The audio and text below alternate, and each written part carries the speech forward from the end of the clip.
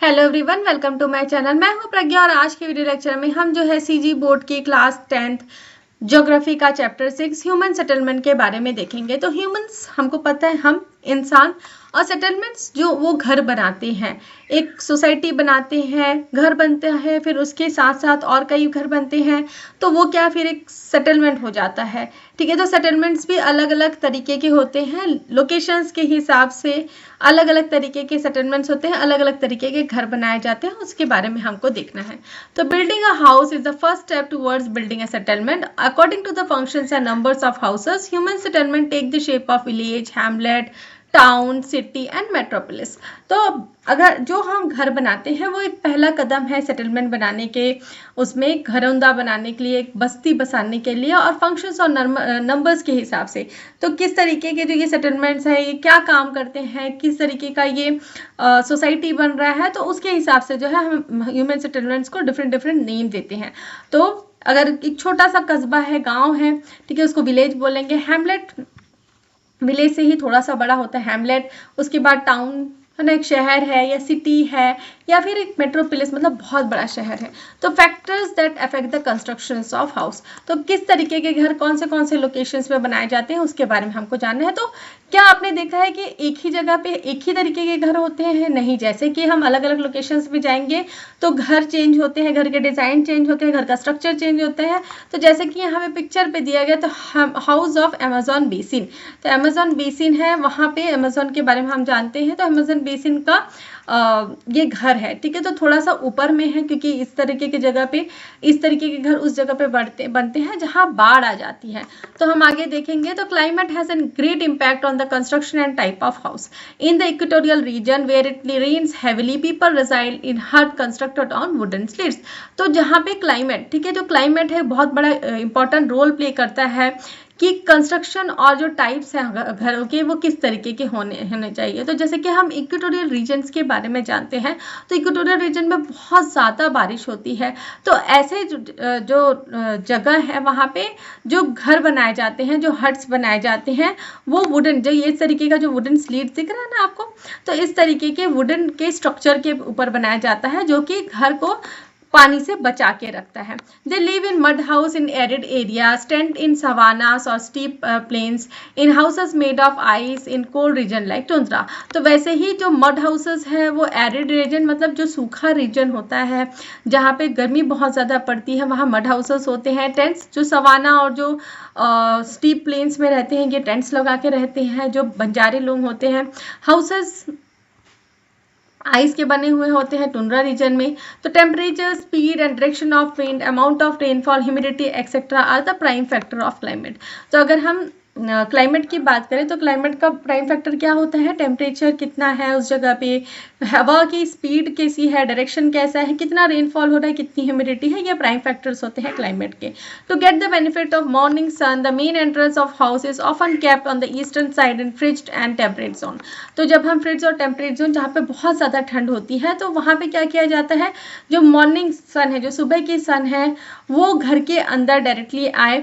तो इसलिए जो है घर का जो मेन एंट्रेंस है वो ईस्टर्न साइड में बनाया जाता है। To avoid the hot sun in hot tropical countries, shades are placed at the main entrance and thick walls are constructed। और ऐसी जगह पे जहाँ पे बहुत, जैसे हॉट ट्रॉपिकल कंट्रीज है, तो यहाँ पे क्या होता है, गर्मी बहुत ज़्यादा होती है, सूरज की किरणें डायरेक्टली पड़ती है। तो इसलिए जो घर का जो मेन एंट्रेंस है वहाँ पे क्या किया जाता है, शेड्स बनाए जाते हैं, और वॉल्स जो है उसको क्या है, बहुत ज़्यादा थिक, मोटे बनाए जाते हैं, ताकि घर जो है थोड़ा ठंडा रह सके। तो due to strong west wind, houses in Britain are constructed facing either on east और साउथ ईस्ट। तो यहाँ पे जैसे जो ब्रिटेन वगैरह के अगर हम देखेंगे, तो वहाँ पे जो घर है वो या इधर ईस्ट डायरेक्शन में रहते हैं या तो फिर साउथ ईस्ट डायरेक्शन में रहते हैं, क्योंकि यहाँ पे जो जो वेस्ट साइड की जो विंड है वो बहुत ज़्यादा स्ट्रांग होती है।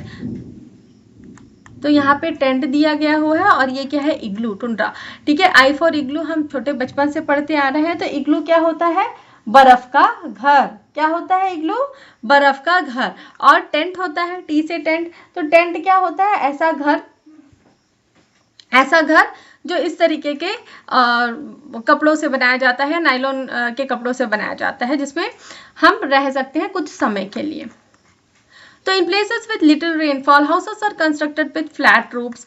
तो जहाँ पे कम बारिश होती है वहाँ पे घर की जो छत है वो कैसी होती है, फ्लैट होती है। लेकिन जहाँ पे रेन बहुत ज़्यादा होती है, ठीक है, और उसके साथ साथ जहाँ पे स्नो भी बहुत ज़्यादा रहती है वहाँ पे क्या होता है, स्लूपिंग रूफ्स होते हैं।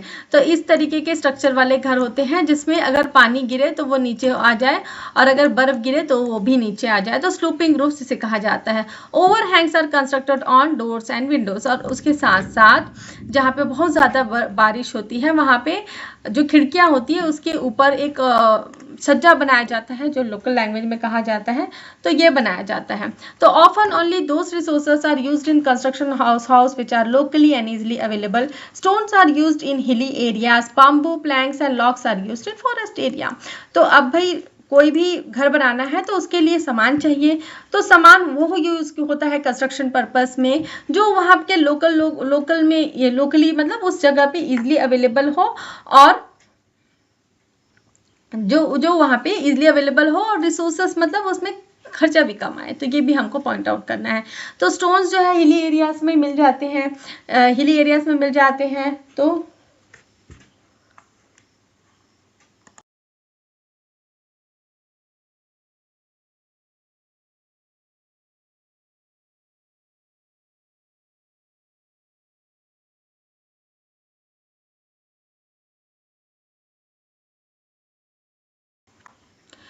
जो फॉरेस्ट वाला एरिया है वहाँ पे जो लकड़ियाँ मिलती है, प्लैंक्स मिलते हैं, लॉग्स एंड प्लैंक्स मतलब जो लॉग क्या होता है, लकड़ी का एक बहुत बड़ा टुकड़ा, और प्लैंक्स जब उसको काट काट के बनाया जाता है ना, जैसे प्लाई का टुकड़ा होता है तो उस तरीके का जो लकड़ी का टुकड़ा होता है उस प्लैंक कहा जाता है। तो in a country like Japan where which is often hit by earthquake houses are made of wood and light material. और ऐसे कंट्रीज जैसे कि अगर हम जापान की बात करें तो जापान में अर्थक्वेक फ्रीक्वेंटली आ जाता है, तो ऐसी जगहों पे हाउसेस जो है वो लकड़ियों के बनाए जाते हैं और हल्के मटेरियल के बनाए जाते हैं, ताकि अगर घर कोलैप्स भी हो जाए तो ज़्यादा नुकसान ना पहुंचे। तो various forms of houses are seen nowadays due to the expansion of means of transportation and availability of new resources. For example marble found in Rajasthan is being used in every corner of the country. Tin sheets are used in area with heavy rainfall. तो अब जो है जो forms है घरों के जो तरीके हैं बनाने का वो अलग अलग जगहों पे अलग अलग तरीके हो गए हैं, और एक तरीके का जो घर है वो आपको दूसरे जगह भी क्यों मिल जाएगा, क्योंकि जो मीन्स ऑफ ट्रांसपोर्ट है वो अब बहुत ज़्यादा इजी हो गया है और न्यू रिसोर्सेज जो है हर जगह अवेलेबल हो गए हैं। तो इससे क्या है, नए नए तरीके के घर हमको देखने के लिए मिलते हैं। जैसे कि अगर हम राजस्थान की बात करें तो राजस्थान में मार्बल मिलता है, तो मार्बल जो है अब ट्रांसपोर्टेशन होना ईजी हो गया, तो मार्बल आपको हर घर में मिल जाएगा। ऐसा नहीं कि सिर्फ राजस्थान के घरों में ही मिल रहा है। वैसे ही टिन शेड यूज होता है ऐसे एरिया में जहाँ पे हैवी रेनफॉल होता है।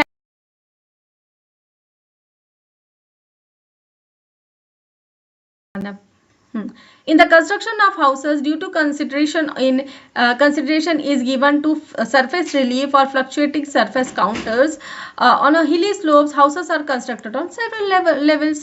तो इनका जब कंस्ट्रक्शन होता है घर का तो लेवल जो सरफेस जो है उसके लेवल को भी बहुत इंपॉर्टेंस दिया जाता है। तो जैसे कि हम अगर एक प्लेन एरिया में रहते हैं तो वहाँ पे सरफेस इजी होता है, ठीक है। सेटलमेंट के बारे में तो हम बहुत पहले से पढ़ते आ रहे हैं, तो वहाँ पे का सरफेस इजी होता है। और जहाँ पे फ्लक्चुएटिंग है, जैसे कि हिली एरियाज की बात करें तो वहाँ पे काउंटर्स बनाए जाते हैं जिसमें घर बनाए जाते हैं। तो हिली एरिया में houses are constructed at several levels. The walls on the lower slopes are taller and walls at the back are low in height. तो कैसे बनाया जाता है, जो हिली एरियाज है वहाँ पे तो वॉल्स जो फ्रंट एलिवेशन पे रहेंगे वो क्या होंगे, बड़े होंगे, टॉलर होंगे, और जो बैक साइड के होंगे वो क्या होगा, छोटे कम हाइट के रहेंगे। However, in the houses built in plains, all the walls are of same height. In a marshy area, the foundation is deep and firmly made.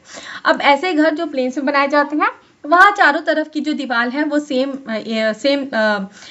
Width की रहती है, हाइट की रहती है, सॉरी सेम हाइट की रहती है। विड्थ तो अपने हिसाब से हम रख सकते हैं। और जो मार्शी एरिया होता है, मार्शी एरिया जहाँ पे दलदल वाला जो एरिया होता है वहाँ पे क्या करता है, वो क्या किया जाता है, फाउंडेशन को बहुत डीप में लेके जाया जाता है, जो घर का फाउंडेशन होता है, ताकि सीपेज ना आए और वो घर स्ट्रॉन्ग रहे। तो consideration of security, privacy and solitude plays an important role in the construction of house. For instance, Masi pay great attention to safety in construction their homes called kernels. These days, even underground rooms are built in homes as they are important from the point of view keeping precious things and secrecy. तो security देखिए, जब घर बनता है तो हम अपनी security को, प्राइवेसी मतलब हम नहीं चाहते ना कि कोई भी हमारे यहाँ आए तो हर चीज़ें उनको दिख जाए, और अपनी एक इच्छा होती है, सॉलिट्यूड मतलब एक इच्छा होती है कि हम कैसे घर पे रहना पसंद करेंगे। तो अगर एग्जाम्पल देखें तो मसाई, ठीक है, मसाई कम्युनिटी होती है, ये अपने घर को की सेफ्टी को बहुत ज़्यादा इंपॉर्टेंट देती है, और इन घर को क्या कहा जाता है, कर्ल्स कहा जाता है। और आजकल जो है अंडरग्राउंड रूम्स भी बनाए जा रहे हैं, जिसमें अपने जो भी प्रेशियस थिंग्स है और सिक्रेसी है उसको हम छुपा के रख सकें। तो size, type and decoration of a house are indicative of owners affluence. The financially prosperous people order special construction material from outside in addition using local materials. तो जो भी घर है, जो घर बन रहा है, उसका साइज कैसा होगा, वो टाइप कैसा होगा, उसका डेकोरेशन कैसा होगा, घर का लुक एंड फील कैसा होगा वहाँ पे, तो ये पूरा डिपेंड करता है जो घर का ओनर है वो कितना रईस है, एफ्लुएंस मतलब कितना रईस है, उसके पास कितने पैसे हैं। तो फाइनेंशियली जो प्रॉस्परस लोग होते हैं, मतलब जो जिनके पास पैसा है, अच्छा खासा पैसा है, तो वो अपने घर के कंस्ट्रक्शंस में स्पेशल मटेरियल का भी यूज़ कराते हैं, मतलब वो बाहर से भी मटेरियल्स लेके आते हैं। जैसे कि हमने राजस्थान के मार्बल के बारे में बात की, तो ये जो लोकल मटेरियल को ना यूज़ करके बाहर के मटेरियल को भी यूज़ करना पसंद करते हैं। तो in accordance with social conventions while constructing homes, one part is built for man while other is built for women, particularly their old traditions are well established. Similarly, in India, it is a convention to construct home in accordance with the traditional rule of architecture. तो अगर हम social convection की बात करें, जो पुराने समय से जो बातें चले आ रही है उन्हें सोशल कन्वेक्शन कहा जाता है। तो जब होम्स कंस्ट्रक्ट किया जाता है तो एक पार्ट जो है मेंस के लिए कंस्ट्रक्ट किया जाता है, दूसरा वुमेन्स के लिए। तो ये ओल्ड ट्रेडिशंस होते हैं। तो आज के डेट में भी इंडिया में जब घर बनाए जाते हैं तो ये सारी चीज़ें जो ओल्ड ट्रेडिशंस है, रूल्स हैं, आर्किटेक्चर है, उसको ध्यान में रखा जाता है। तो सबसे पहले अब हम देखेंगे रूरल सेटलमेंट्स के बारे में। तो most of the people living in villages are farmers, their main occupation is related to agriculture. Some of them are local artisans and service providers like carpenter, blacksmiths, potters, barbers, washerman, weavers etcetera. तो हमारा अगर हम India की बात करें तो India की maximum जनसंख्या कहाँ रहती है, गाँव में रहती है। और गाँव में कौन रहता है, सबसे ज़्यादा कौन रहता है, किसान रहता है।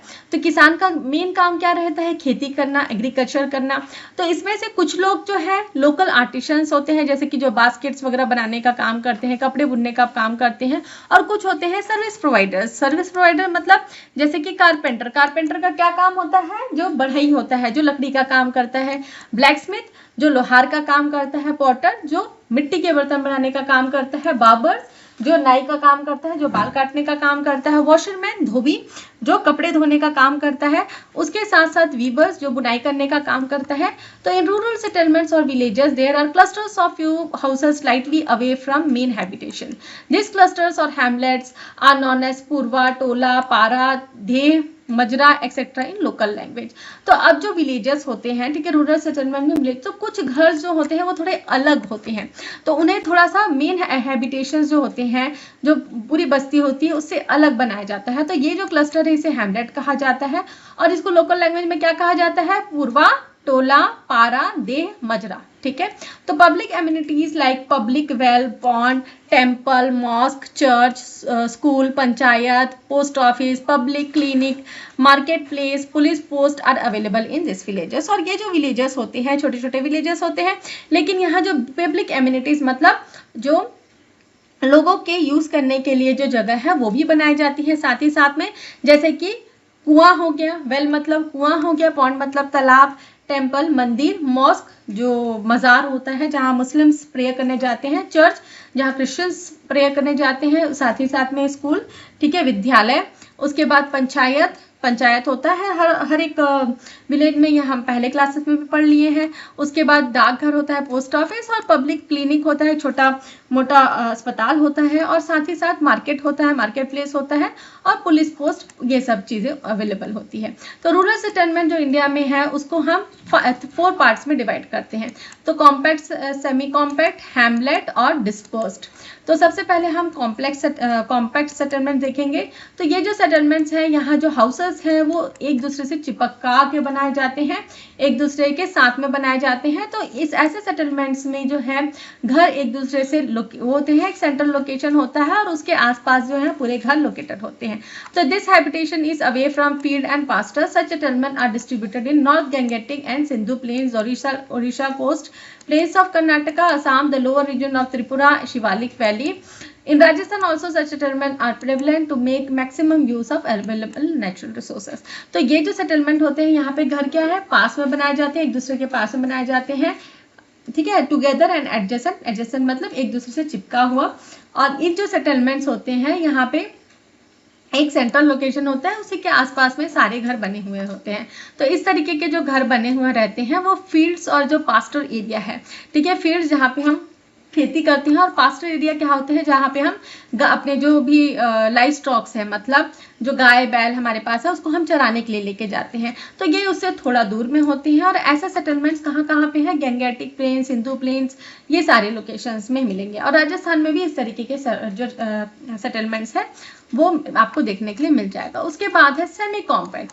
तो ये जो सेटलमेंट्स है यहाँ पे there is dense habitation in the centre and slightly away from it there is surrounding hamlet. तो ऐसे सेटलमेंट में क्या होता है, जो एक सेंटर होता है वहाँ पे घनी आबादी होती है, घनी आबादी मतलब वहाँ पे घर ज़्यादा होते हैं और उससे कुछ दूर में सराउंडिंग में हैमलेट्स होते हैं, ठीक है, हैमलेट सेटलमेंट्स होते हैं, मतलब कुछ बिखरे हुए घर होते हैं। तो this settlement occupy more space compare to dense settlement. तो ये जो सेटलमेंट्स है सेमी कॉम्पैक्ट सेटलमेंट, यहाँ पे ज़्यादा जगह लगता है अगर हम कंपेयर करें डेंस सेटलमेंट से। और ये जो सेटलमेंट्स है ये हमको कहाँ पे मिलता है, जो रिवर्स है मणिपुर में, मंडला में, बालाघाट डिस्ट्रिक्ट्स में और रायगढ़ डिस्ट्रिक्ट जो छत्तीसगढ़ का है वहाँ पे। उसके बाद हैमलेट बेस्ड सेटलमेंट होता है। तो ये जो सेटलमेंट्स होते हैं ये spread in several forms and several small unit of habitation. तो छोटे छोटे यूनिट्स में बिखरा हुआ होता है। तो मेन सेटलमेंट्स जो है इसको ज़्यादा इन्फ्लुएंस नहीं होता अदर सेटलमेंट से, एक मेन सेटलमेंट होता है और उसके साथ साथ छोटे छोटे हैमलेट्स होते हैं। तो these are field separating this settlements. तो यहाँ पे कुछ फील्ड्स होते हैं, ठीक है, जो वो इन सेटलमेंट्स को सेपरेट करते हैं। तो यूजुअली जो है ये जो सेटलमेंट्स है ये इन्फ्लुएंस होते हैं जो सोशल कास्ट और ये कास्ट वगैरह को के कारण। तो अगर हम लोकल पैरेंट्स में देखेंगे तो ये सेटलमेंट को पाली, पूर्वा, मोहली, घानी एक्सेट्रा बोला जाता है। तो ये जो सेटलमेंट्स है हमको waste Bengal, eastern Uttar Pradesh, tribal areas जो है मध्य प्रदेश में और कोस्टल एरियाज में हमको मिलने के लिए दिखेगा। उसके बाद हमको देखना है डिस्पर्स्ड। डिस्पर्स्ड मतलब एक दूसरे से बहुत ज़्यादा अलग, बिखरा हुआ। तो ये जो सेटलमेंट को है हम सॉलिटरी सेटलमेंट भी कहते हैं। The unit of such settlements are small. तो ये छोटा सेटलमेंट होता है और क्लस्टर्स के फॉर्म में कुछ घर ही होते हैं। तो दे आर नंबर, तो इनके नंबर 2 से 60 तक होता है, तो 2 से 60 घर तक होता है। और ये जो सेटलमेंट्स है स्कैटर्ड होता है, बिखरा हुआ होता है एक एरिया में। तो ये सेटलमेंट कहाँ हमको मिलता है, छोटा नागपुर, प्लेटियो, मध्य प्रदेश और राजस्थान वाले एरिया में। तो in the above mentioned settlements occur in following models. तो ये जो ऊपर जो हमने सेटलमेंट देखा ये कुछ इस तरीके के मॉडल्स को फॉलो करते हैं। तो सबसे पहला है लीनियर मॉडल। तो such model of settlements are often found along main highways, rail routes and rivers. तो लीनियर सेटलमेंट क्या हुआ, तो एक लीनियर सेटलमेंट क्या हो गया, एक लाइन पे ऐसे घर बने हुए हैं, ठीक है। तो ये हमको कहाँ पे मिलेगा, जो हाईवे के साइड में घर बने हुए हैं, जो रेल का जो पटरी है उसके साइड में घर बने हुए हैं, या फिर रिवर का जो एरिया है, ठीक है। तो इस तरीके का लीनियर मॉडल होता है। तो ये जैसे कि हमको दिख रहा है तो यहाँ पे सेटलमेंट्स हैं। उसके बाद रेक्टेंगुलर सेटलमेंट। तो such model of settlement developed in all around cultivated fields. तो अगर कल्टिवेटेड फील्ड्स हैं उसके अराउंड में अगर कल्टिवेशन है तो रेक्टेंगुलर मॉडल में आएगा। तो कनेक्टिंग रोड्स जो है वो भी रेक्टेंगुलर होने चाहिए। तो ऐसे सेटलमेंट हमको महाराष्ट्र और आंध्र प्रदेश वाले एरिया में दिखेंगे। तो इस तरीके का रेक्टेंगुलर मॉडल होता है और इस तरीके का सर्कुलर मॉडल होता है।